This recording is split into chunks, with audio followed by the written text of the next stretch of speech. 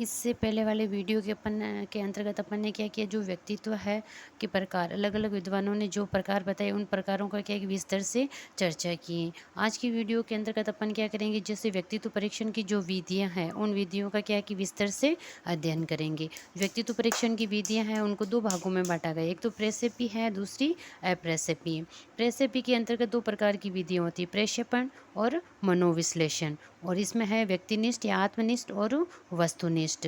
प्रक्षेपण के अंतर्गत जैसे टेट जो मार्गन और मुरे ने दी थी, केट है ब्लैक स्टोन ने दी थी, IBI है वो हरमन रोसा ने दी थी, SCT है वो पाइन एंड टेंडलर ने दी थी।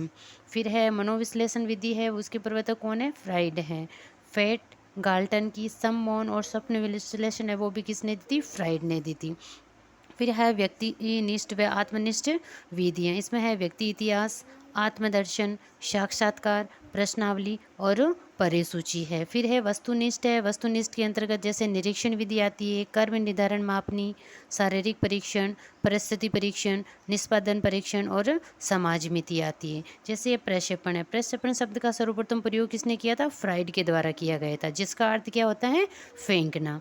किसी भी उद्दीपक के माध्यम से आंतरिक भावनाओं को बाहर निकलवाना क्या है कि प्रक्षेपण कहलाता है। अब अपन क्या है कि एक एक विधि लेंगे और उसी का क्या है कि विधि का विस्तार से यहाँ पे अध्ययन करेंगे।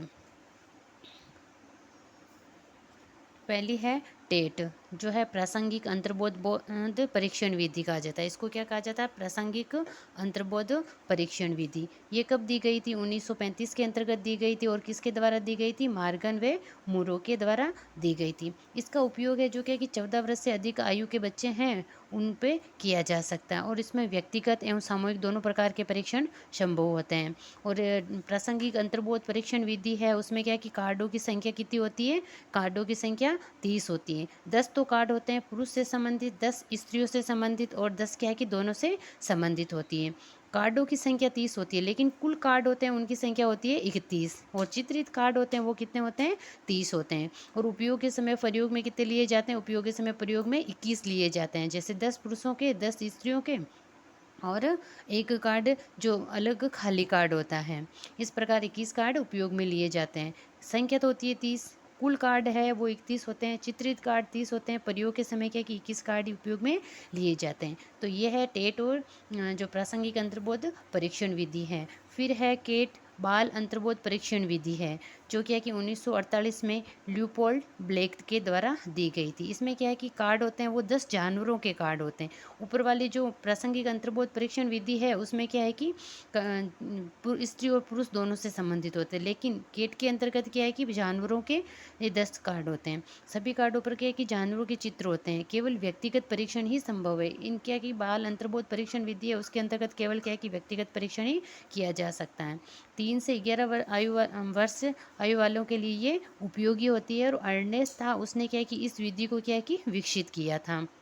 तीसरी विधि है IBT शाही डब्बा परीक्षण विधि। ये कब दी गई थी, 1921 में दी गई थी और हरमन रोरसा के द्वारा दी गई थी। इसमें क्या है कि केवल व्यक्तिगत परीक्षण ही संभव होता है। केट के अंतर्गत भी व्यक्तिगत परीक्षण संभव है और शाही डब्बा परीक्षण है उसमें भी व्यक्तिगत परीक्षण संभव है। कार्डों की संख्या की 10 होती है इसके अंतर्गत, जिसमें से 5 पर काले व सफ़ेद शाही के डब्बे और 3 पर लाल व काले डब्बे होते हैं और 2 पर अन्य रंगों के डब्बे बने होते हैं। फिर है चौथी विधि है SCT वाक्य पूर्ति परीक्षण विधि। पाइन एवं टेंडलर है उसने क्या कि 1930 में दी थी और इसका जो विकास किया था वो किया था रोटर्स ने। इसे कहानी पूर्ति परीक्षण भी कहते हैं। इसमें कुछ अधूरे वाक्य अधूरे वाक्य दिए हुए होते हैं, उन वाक्यों की पूर्ति के लिए क्या है कि व्यक्तिगत परीक्षण किया जाता है। इसमें भी क्या है कि व्यक्तिगत परीक्षण किया जा सकता है। व्यक्तिगत एवं सामूहिक दोनों ही प्रकार का परीक्षण मतलब इसमें जो कि व्यक्तिगत और सामूहिक परीक्षण है वो दोनों प्रकार का परीक्षण किया जाता है और पढ़े लिखे लोगों के लिए यह कि उपयोगी होती है। और इस विधि को विकसित किसने किया था, रोटर्स ने इसे विकसित किया था। अगली है मनोविश्लेषण परीक्षण विधि। मनोविश्लेषण परीक्षण विधि है उसके अंतर्गत क्या है कि ये कौन कौन सी विधि आती है, एक तो फैट स्वतंत्र शब्द साहचर्य परीक्षण विधि। ये किसने दी थी, गाल्टन ने दी थी, 1879 के अंतर्गत दी थी। मनोविश्लेषण के क्षेत्र में अधिक उपयोग किया जाता है। सम मौन और स्वप्न विश्लेषण है वो फ्राइड ने कब दी थी, 1920 के अंतर्गत दी थी। फिर है व्यक्तिगत विधियाँ। व्यक्तिगत विधियाँ हैं उसमें क्या है कि आत्मदर्शन, अंत्यदर्शन, स्वदर्शन विधि है, ये किसने दी थी? वुंट ने दी थी। इस विधि में व्यक्ति अपने व्यवहार का अध्ययन स्वयं करता है। आत्मदर्शन, अंत्यदर्शन, स्वदर्शन विधि है, उसके अंतर्गत व्यक्ति क्या है कि अपने व्यवहार का अध्ययन क्या है कि स्वयं ही करता है। ये अमनोवैज्ञानिक विधि है। जीवन इतिहास विधि, केस स्टडी, व्यक्ति इतिहास विधि, ये किसने दी थी? टाइडमैन ने दी थी। इस विधि में व्यक्ति के व्यवहार का अध्ययन उसके जीवन से संबंधित तथ्यों को क्या कि एकत्रित करके किया जाता है। अर्थात जीवनी किसी अन्य की होती है और लिखी किसी और के द्वारा जाती है। ये क्या है कि समस्यात्मक बालक है उनके अध्ययन के लिए सर्वाधिक उपयोगी विधि होती है। फिर है साक्षात्कार विधि। साक्षात्कार विधि है उसके अंतर्गत क्या है कि साक्षात्कार विधि, इसमें आमने सामने होने की आवश्यकता होती है। साक्षात्कार दो प्रकार के होते हैं, एक तो औपचारिक साक्षात्कार, एक होता है अनौपचारिक साक्षात्कार। प्रश्नावली विधि है वो किसने दी थी? वुडवर्थ ने दी थी। और प्रश्नावली विधि को कागज पेंसिल विधि भी कहते हैं। प्रश्नावली कितने प्रकार की होती है? प्रश्नावली 4 प्रकार की होती है, खुली, बंद, चित्रित और मिश्रित, 4 प्रकार की प्रश्नावली होती है। और प्रश्नावली जो है वो किसने दी थी? वुडवर्थ ने दी थी। फिर है परिसूची। परिसूची के अंतर्गत क्या है कि ये क्या है? प्रश्नावली है, प्रश्नावली का ही एक रूप है। परिसूची क्या है? प्रश्नावली का एक रूप होता है। लेकिन परिसूची के प्रश्नों का संबोधन प्रथम पुरुष से होता है। मैं निःशुल्क पढ़ना पसंद करता हूँ। क्या है कि मैं निःशुल्क पढ़ना पसंद करता हूँ, जबकि प्रश्नावली के प्रश्न मध्यम पुरुष से ये संबोधित होते हैं। क्या आप निःशुल्क पढ़ना पसंद करोगे? फिर है वस्तुनिष्ठ विधियाँ। वस्तुनिष्ठ विधि है उसके अंतर्गत क्या है कि निरीक्षण विधि, बहिर्दर्शन विधि, ये अवलोकन विधि, ये किसने दी थी? वाटसन ने दी थी। ये कितने प्रकार की होती है? प्रत्यक्ष निरीक्षण और अप्रत्यक्ष निरीक्षण, 2 प्रकार का निरीक्षण होता है।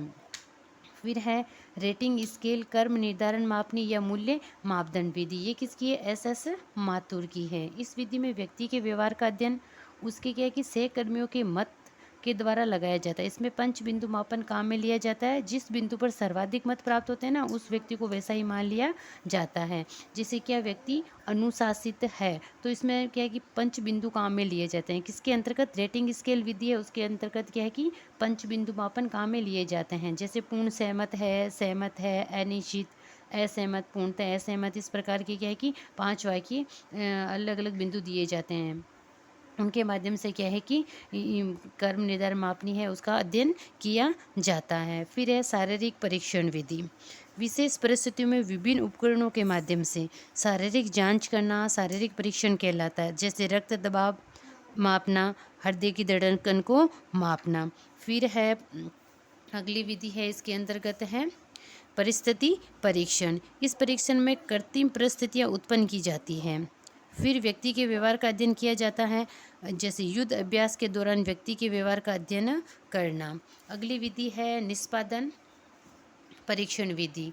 निष्पादन परीक्षण विधि, इस विधि के अंतर्गत क्या है कि वास्तविक परिस्थितियों में व्यक्ति के व्यवहार का अध्ययन किया जाता है। युद्ध के दौरान व्यक्ति के व्यवहार का अध्ययन करना। जैसे समाज मिति, सोशियोमेट्री, ये किसने दी थी? J.L. मेरोने के द्वारा दी गई थी। जेन किन्स ने इस नेमोनेटिक टेक्निकल का इसमें सामाजिक गुणों का पता लगाया जाता है। उस व्यक्ति को समाज का नेता चुना जाता है जिसे स्वाभाविक सामाजिक गुण होते हैं। अगला ये तो हुई कि व्यक्तित्व मापन की विधियाँ। अब है व्यक्तित्व को प्रभावित करने वाले गुण कौन कौन से हैं। जैसे व्यक्तित्व है उसको क्या है कि वंशानुक्रम प्रभावित करता है, उसके जैविक कारक है, दैहिक कारक है वो उसको क्या है कि प्रभावित करते हैं। सामाजिक वातावरण, उसके आसपास का जो सामाजिक वातावरण है वो भी उसको क्या है कि प्रभावित करता है। सांस्कृतिक वातावरण, उस जहाँ वो रह रहा है वहाँ का सांस्कृतिक कल्चर किस प्रकार का वो उसको प्रभावित करता है। फिर विद्यालय का वातावरण, विद्यालय का माहौल कैसा है वो उसको प्रभावित करता है। और वहाँ का भौतिक वातावरण वो भी प्रभावित करता है। सबसे और अधिक बात यह है कि व्यक्ति का आर्थिक वातावरण, उसकी आर्थिक स्थिति भी क्या है कि व्यक्ति को प्रभावित करती है। तो इस प्रकार ये वंशानुक्रम, जैविक कारक, दैहिक कारक, सामाजिक कारक, सांस्कृतिक, विद्यालय का वातावरण, भौतिक वातावरण, आर्थिक वातावरण, ये सारे के सारे क्या है कि व्यक्तित्व को प्रभावित करते हैं। फिर है व्यक्तिगत भिन्नता। इसके बारे में सर्वप्रथम जो व्यक्तिगत भिन्नता है उसके बारे में सर्वप्रथम किसने बताया था? गाल्टन ने बताया था। इसको क्या है कि वैज्ञानिक रूप से केटल, वैज्ञानिक रूप है वो तो केटल ने प्रदान किया था, लेकिन सर्वप्रथम व्यक्तिगत भिन्नता शब्द है उसका प्रयोग किसने किया था? गाल्टन ने किया था। और वैज्ञानिक रूप किसने प्रदान किया इसको? केटल ने किया था। व्यक्तिगत विभिन्नता प्रकृति प्रदत्त स्वाभाविक गुण है। व्यक्तिगत विभिन्नता वो प्रकृति प्रदत्त होती है, जैसे जुड़ाव बच्चे भी एक दूसरे से भिन्न होते हैं। फिर है आंतरिक भिन्नता। जब व्यक्ति क्या है कि शारीरिक, मानसिक, संवेगात्मक रूप से अपने आप में भिन्न होता है तो इसे आंतरिक भिन्नता कहते हैं। जैसे एक व्यक्ति का चेहरा क्या है कि गोल है तथा दूसरे व्यक्ति का चेहरा चपटा है, वह है आंतरिक जो बाह्य भिन्नता है। बाह्य भिन्नता का ये क्या है कि उदाहरण, क्योंकि एक व्यक्ति है उसका चेहरा गोल होता है, दूसरे व्यक्ति का चेहरा क्या है कि चपटा है, मतलब जितना गोल नहीं है, तो उस दोनों में क्या है कि बाह्य भिन्नता होती है। फिर है व्यक्तिगत विभिन्नता के क्षेत्र कौन कौन से होते हैं, कि किस किस क्षेत्र में व्यक्तिगत विभिन्नता होती है। तो जैसे कि शारीरिक विभिन्नता होती है, शारीरिक विभिन्नता होती है, मानसिक स्तर में भी विभिन्नता होती है, संवेगात्मक विभिन्नता होती है, रुचि में भी विभिन्नता है, गत्यात्मक योग्यता में विभिन्नता, जैसे विशिष्ट योग्यता है उसमें विभिन्नता, सीखने की गति में भी भिन्नता होती है, आर्थिक भिन्नता है, चरित्र में भिन्नता और व्यक्तिगत विभिन्नता। ये सारे के सारे क्षेत्र है जिसमें क्या है कि एक व्यक्ति है जो दूसरे व्यक्ति से क्या है कि भिन्न होता है। फिर है कि बोलते हैं व्यक्तिगत भिन्नता के कारण क्या होते हैं, कि जिसके कारण व्यक्ति में भिन्नता होती है। तो व्यक्तिगत विभिन्नता है जैसे वंशानुक्रम के अनुसार ही व्यक्तिगत विभिन्नता होती है। वातावरण है जैसे भौतिक, सांस्कृतिक, सामाजिक, विद्यालय, इन सारे का जो वातावरण, जैसा वातावरण मिलता है उस वातावरण के अनुसार उसमें व्यक्ति में क्या है कि व्यक्तिगत विभिन्नता दिखाई देती है। लिंग भेद है, मैकन मोर है वो और टर्मन और स्किनर ये मानते हैं कि व्यक्ति में लिंग के आधार पर भी व्यक्तिगत विभिन्नता होती है। फिर जाति, प्रजाति और देश के आधार पर भिन्नता होती है। शिक्षा व आर्थिक दशा है उसके आधार पर भी भिन्नता होती है। व्यक्तिगत भिन्नता है उसका शैक्षिक महत्व क्या होता है, जैसे व्यक्ति कक्षा का क्या है कि सीमित आकार हो सकता है, क्योंकि व्यक्तियों को उनकी योग्यता के अनुसार उनको अलग अलग सेक्शन में ए बी सी में करके उनको विभाजित किया जा सकता है। फिर है कि कक्षा का उचित वर्गीकरण, कक्षा का उचित वर्गीकरण भी किया जा सकता है। फिर निर्देशन व परामर्श में भी सहायता होती है, क्योंकि बच्चों को उनकी योग्यता के अनुसार अलग अलग सेक्शन में बैठा दिया जाए तो उनको क्या है कि उनकी योग्यता के अनुसार निर्देशन और परामर्श भी दिया जा सकता है। शारीरिक दोषों के आधार पर शिक्षा, जैसे कि जिस व्यक्ति है, जैसे मंदबुद्धि व्यक्ति है, जिसमें नेत्र दोष हो, श्रवण दोष हो, उनको अलग अलग भागों में बांट के उनके अनुसार क्या है कि उनको शिक्षा प्रदान की जा सकती है।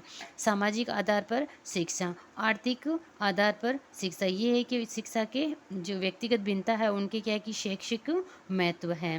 फिर है जैसे शिक्षा है वो क्या है कि एजुकेशन लैटिन भाषा से बना है, जिसे ई यानी अंदर से, ड्यूक्यू यानी बाहर आगे बढ़ाना है। फिर है व्यक्तिगत परीक्षण, इसको कहते हैं पर्सनैलिटी है, जो लैटिन भाषा के क्या है कि पर्सोना शब्द से बना है, जिसका अर्थ क्या होता है? नकली चेहरा या मुखौटा होता है। फिर किशोर अवस्था है, किशोर अवस्था भी लैटिन भाषा के क्या है कि एडोलसियर शब्द से ये बना है, जिसका अर्थ होता है परिपक्वता की ओर। फिर अभिप्रेरणा है, मोटिवेशन, वो भी क्या है कि लैटिन भाषा के मोटम शब्द से बना है, जिसका अर्थ होता है टू मूव या गति करना। इस प्रकार शिक्षा है, व्यक्तित्व है, किशोर अवस्था है, अभिप्रेरणा, ये सारे के सारे शब्द किससे बने हैं?